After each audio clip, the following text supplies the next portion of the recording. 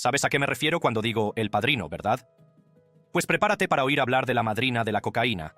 Se trata de Griselda Blanco, o mejor dicho, era una mujer de 69 años y madre de 4 hijos, a la que vemos aquí en una de sus muchas fotos policiales tomadas ayer. Ha muerto tiroteada por un asesino que iba en moto. Olvida todo lo que creías saber sobre los narcos. Es hora de poner el foco en unas mujeres duras que dominaban el tráfico de drogas en Sudamérica. No eran señoras cualquiera, sino mujeres poderosas que comandaban legiones de soldados y ayudaban a infames capos de la droga en su ascenso a la infamia. Pero, como dice el refrán, todos los imperios caen, y estas mujeres no fueron una excepción. Cuando se cruzaron en el camino de los cárteles equivocados, las cosas se torcieron.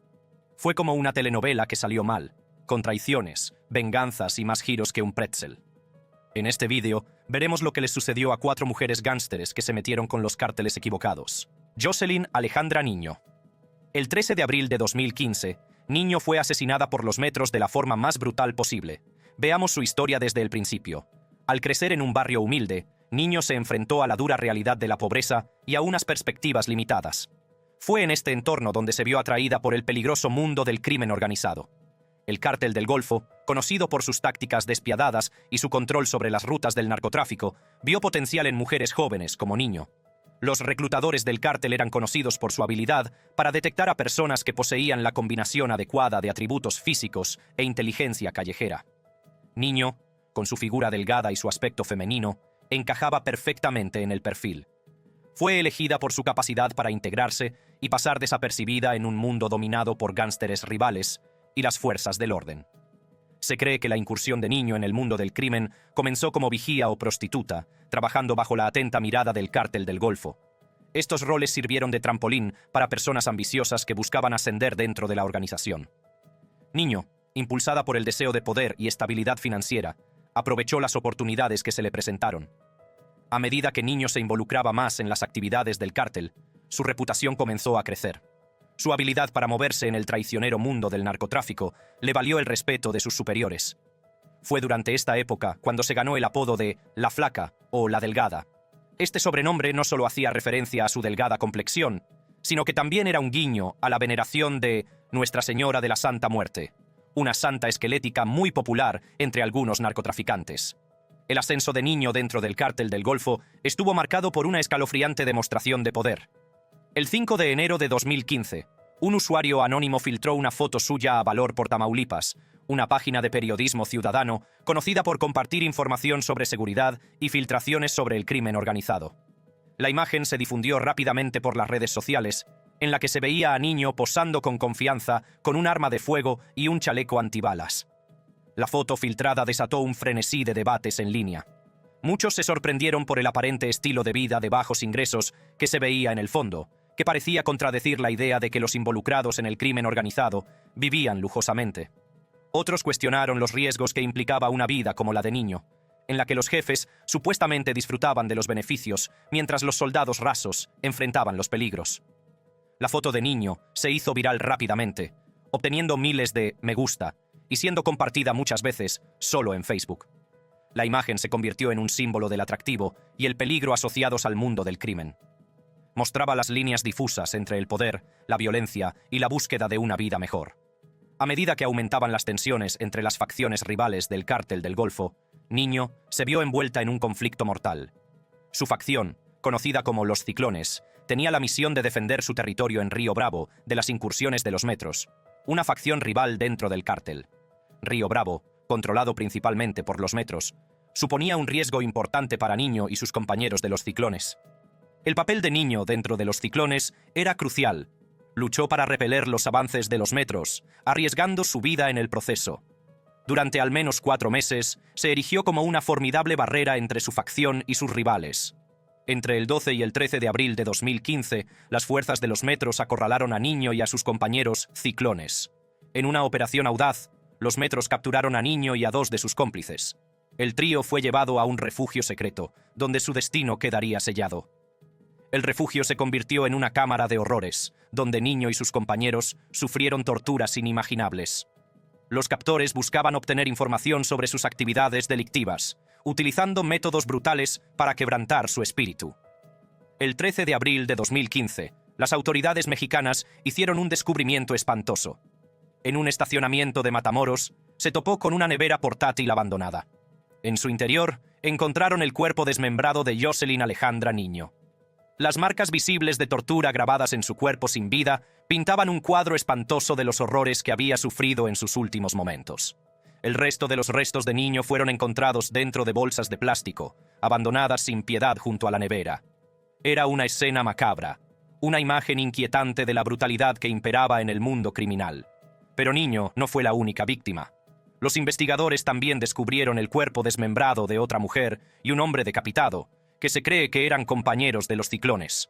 Los cuerpos presentaban marcas inconfundibles de tortura, un signo de la implacable búsqueda de información por parte de los captores. Se cree que fueron ejecutados con un solo disparo mortal en la cabeza antes de ser descuartizados. Los autores dejaron un mensaje escalofriante, una advertencia a los ciclones y una declaración de su propio poder.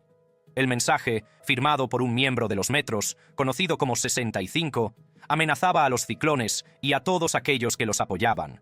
Criticaba el uso de mujeres como soldados de a pie y prometía continuar con su reinado de terror. La muerte de Jocelyn Alejandra Niño no solo fue una pérdida para los ciclones, sino también un duro golpe para el Cártel del Golfo.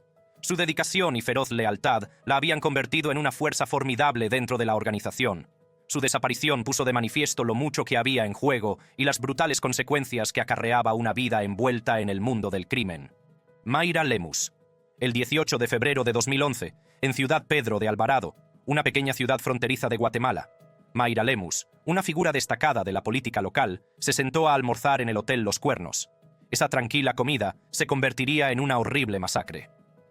Mayra se presentaba a la alcaldía del municipio local, que limitaba al sur con El Salvador, y había reunido a miembros destacados de la comunidad para apoyar su campaña.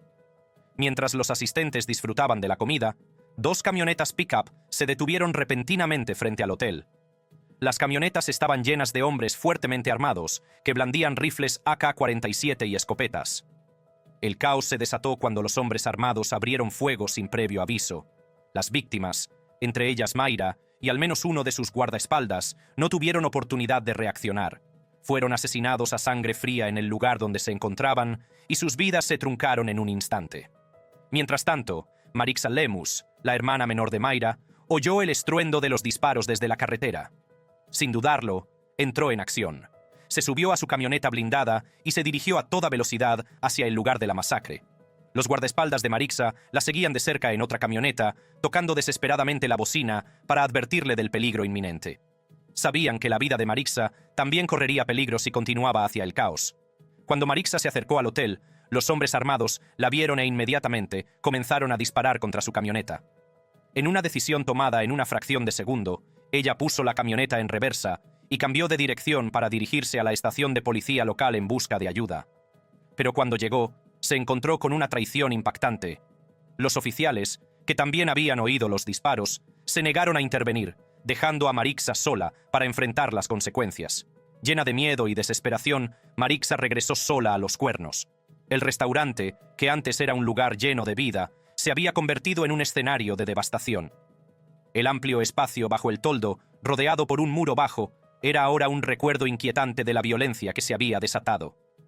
Mientras Marixa se abría paso entre los escombros, descubrió el cuerpo sin vida de su hermana en una oficina trasera, a pocos metros de donde habían estado disfrutando de su almuerzo.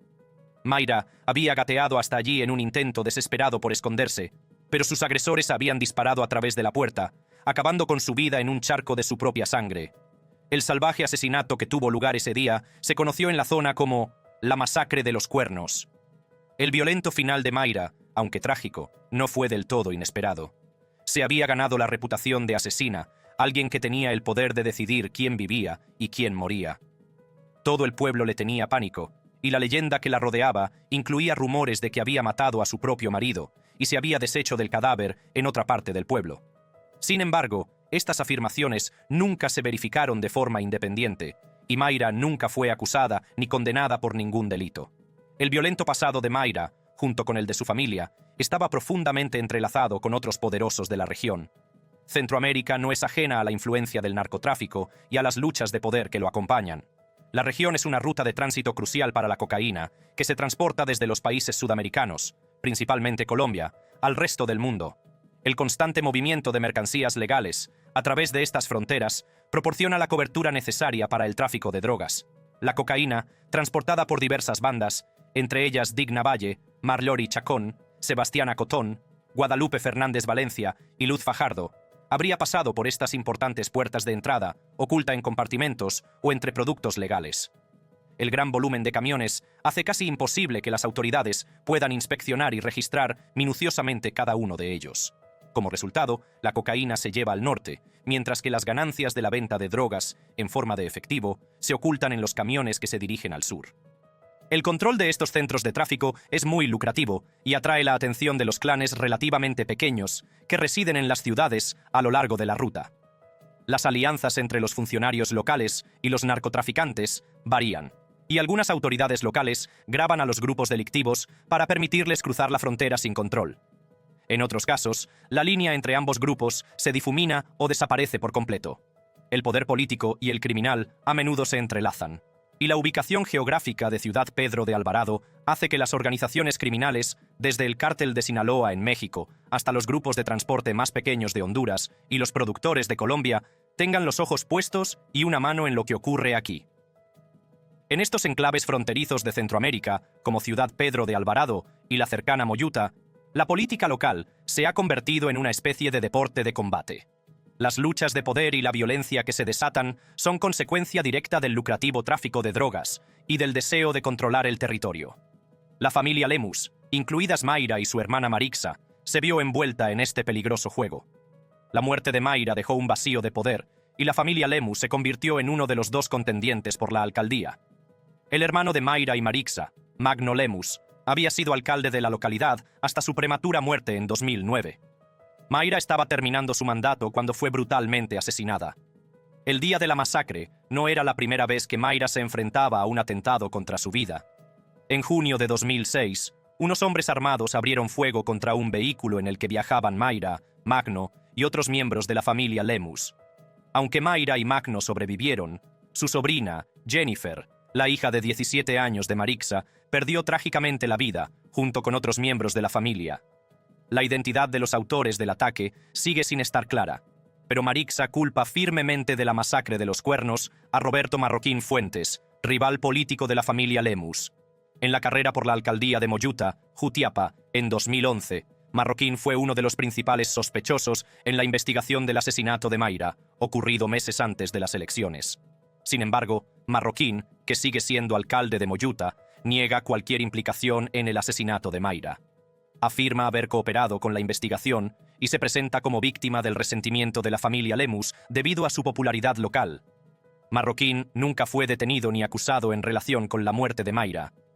La lucha por el poder continuó y Marixa intervino para sustituir a su hermana en la carrera por la alcaldía, uniendo fuerzas con Ronnie Rodríguez, otro rival político y criminal de Marroquín. Con Mayra fuera de juego, Rodríguez se convirtió en el actor local más capaz de desafiar a Marroquín en la segunda vuelta de las elecciones a la alcaldía. Algunos testigos incluso afirmaron que Rodríguez había tomado el control de las rutas locales de tráfico de drogas tras la muerte de Magno Lemus en 2009.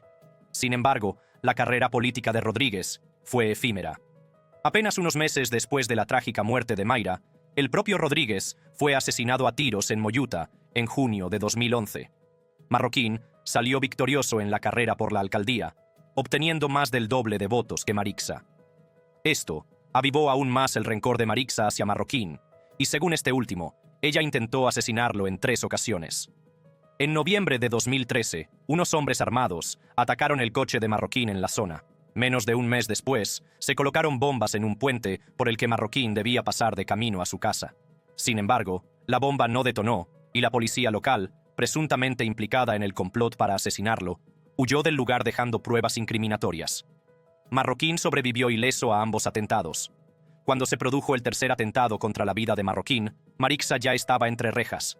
En abril de 2014, fue detenida acusada de secuestro y asesinato, incluido el de su propio marido, lo que ella niega rotundamente. Sin embargo, su encarcelamiento no le impidió buscar venganza. En noviembre de 2014, unos asaltantes armados tendieron una emboscada a Marroquín, hiriéndole a él, a su esposa y a su guardaespaldas. A pesar del encarcelamiento de Marixa, Marroquín la culpó del ataque. En cuanto a Marixa, Su tiempo tras las rejas ha estado marcado por su determinación de buscar justicia y recuperar su libertad. Por razones obvias, esta batalla no ha terminado.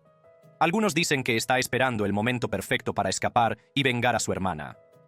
Griselda Blanco, la madrina de la cocaína. Griselda Blanco, también conocida como la madrina de la cocaína. La incursión de Griselda en el mundo de las actividades ilícitas comenzó en su adolescencia. A la tierna edad de 11 años, Griselda cometió un acto atroz que presagiaría su futuro como una criminal despiadada. Se dice que secuestró a un niño, y cuando sus acaudalados padres no pagaron el rescate, tomó cartas en el asunto. Trágicamente, acabó con la vida del niño. A medida que crecía, la participación de Griselda en actividades delictivas se intensificó. A los 12 años, se dedicó a la prostitución y al carterismo para sobrevivir. Fue durante esta época cuando conoció a Carlos Trujillo, un presunto proxeneta y falsificador de documentos, que se convertiría en su primer marido. La relación entre Griselda y Trujillo estuvo marcada por una tumultuosa mezcla de amor, crimen y luchas de poder. Juntos, construyeron un floreciente imperio criminal, pero sus ambiciones y sus diferentes puntos de vista sobre cómo expandir sus operaciones acabaron provocando su caída. Griselda, que nunca rehuyó la violencia, decidió divorciarse de Trujillo y, sorprendentemente, lo mandó matar. En la década de 1960, Griselda dio un paso importante que marcaría la trayectoria de su carrera criminal. Se trasladó con su familia a Queens, Nueva York, junto a su segundo marido, Alberto Bravo, que estaba profundamente involucrado en el tráfico de cocaína. La empresa de importación de ropa de Bravo servía de tapadera para ocultar sus actividades criminales, lo que les permitía amasar riqueza y poder. Pero el espíritu emprendedor de Griselda no conocía límites. Vio una oportunidad para innovar en el mundo del narcotráfico y la aprovechó con ambas manos.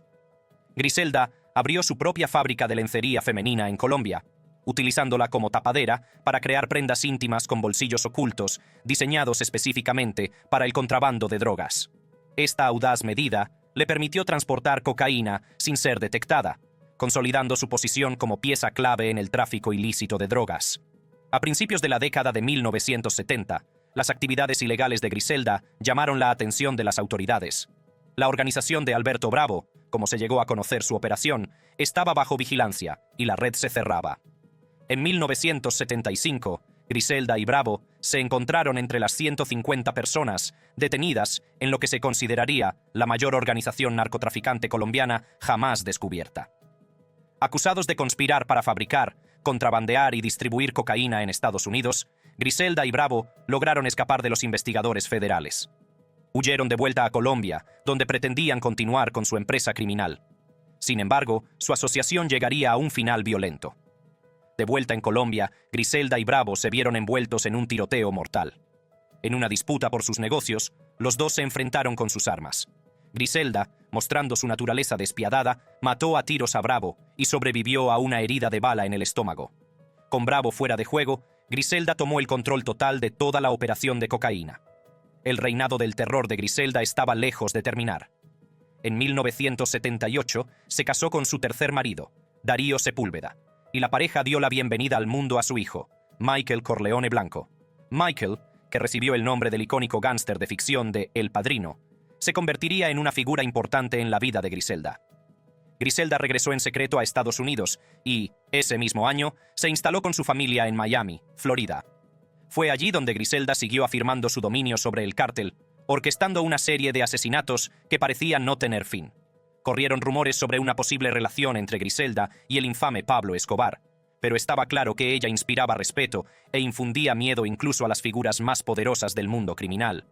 El propio Escobar supuestamente dijo una vez: «El único hombre al que le he temido en mi vida es a una mujer llamada Griselda Blanco».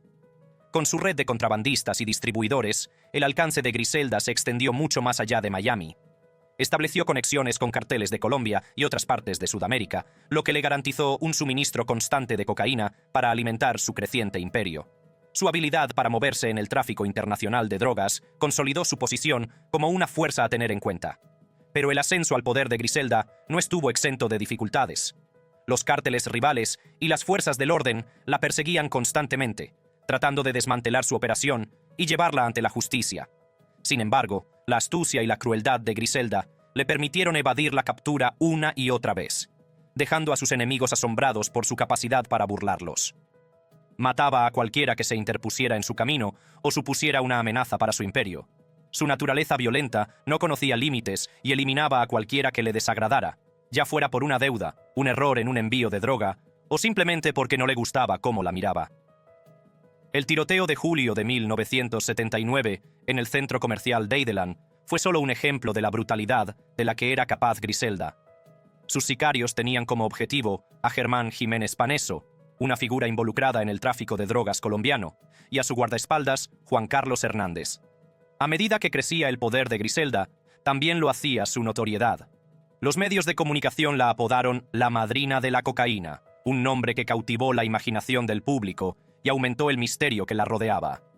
Griselda se regodeaba en su infamia, orgullosa del imperio que había construido y del miedo que infundía en quienes se cruzaban en su camino. Pero, como ocurre con cualquier empresa criminal, la ley acabó por alcanzar a Griselda.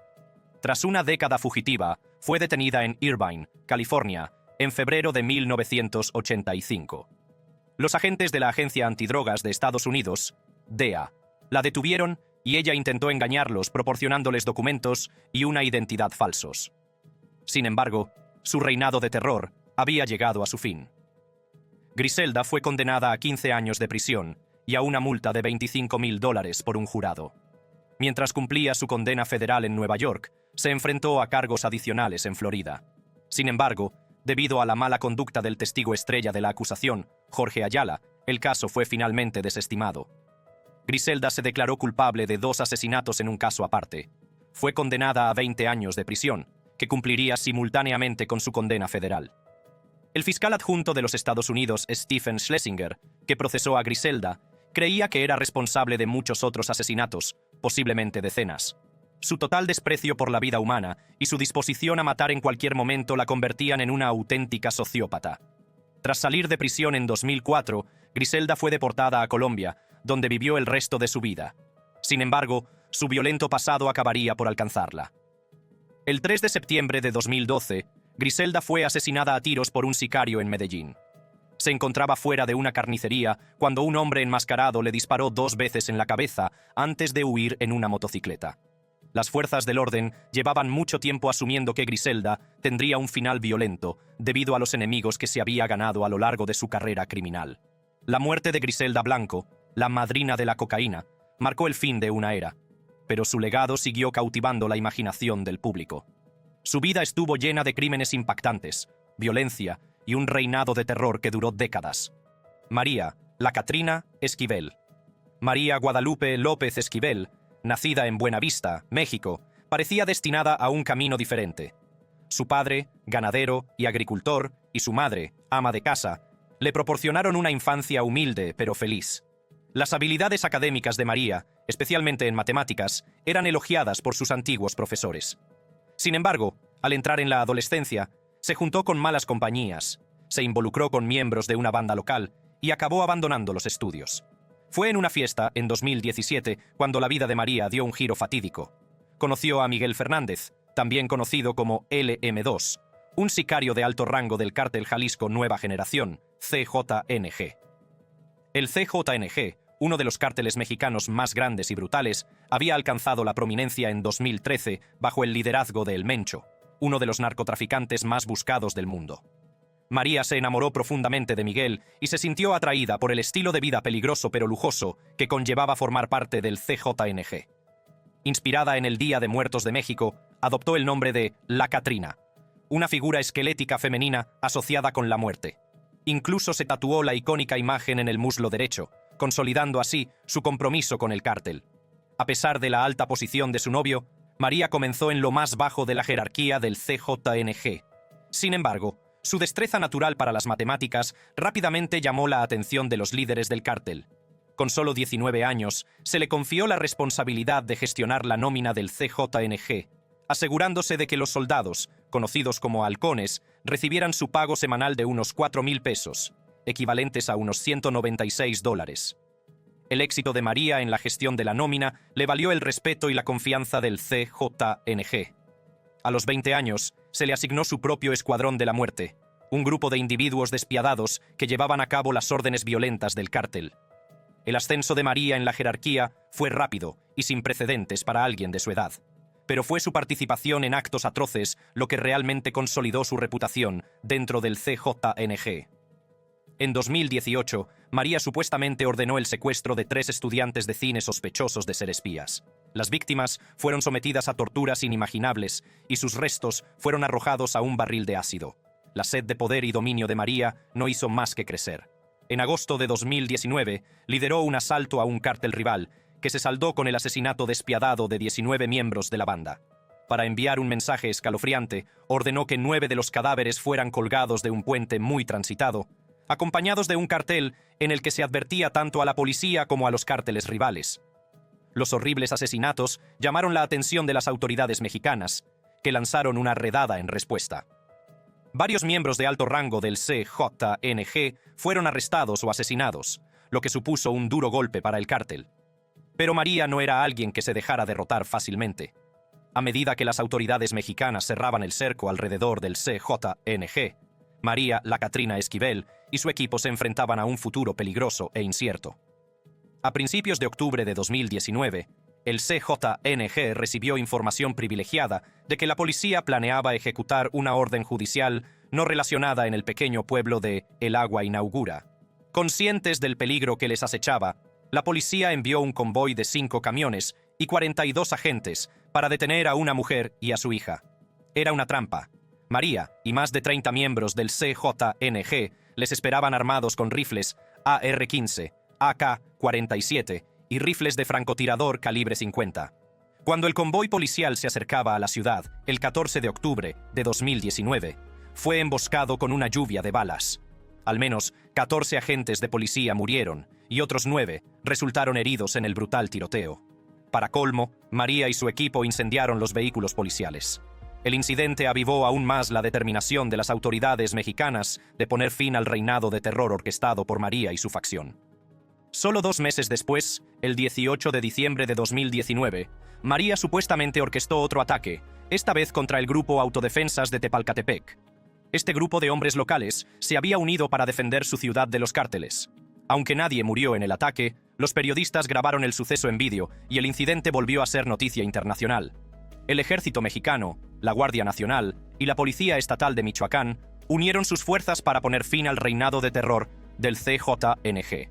Según informes, el 10 de enero de 2020, las autoridades lanzaron una redada contra el refugio de María en Tepalcatepec. Al rodear su complejo, se produjo un feroz tiroteo. A pesar de recibir un disparo en el cuello, María logró escapar del edificio y trepar por un muro antes de desplomarse. Las heridas de María eran graves y tuvo que ser trasladada en helicóptero al hospital. Sin embargo, su intento de evadir la captura no terminó ahí. En un intento desesperado por evitar su captura, había ordenado que se bloquearan las carreteras que salían de la ciudad. Las autoridades se enfrentaron a numerosos obstáculos en su carrera contrarreloj para llevar a María a un centro médico. María sucumbió a sus heridas poco después de llegar al hospital.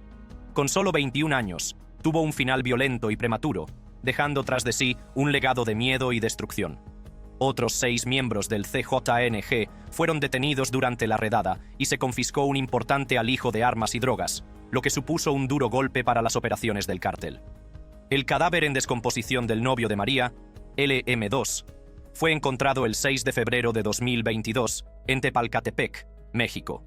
Tenía 40 años.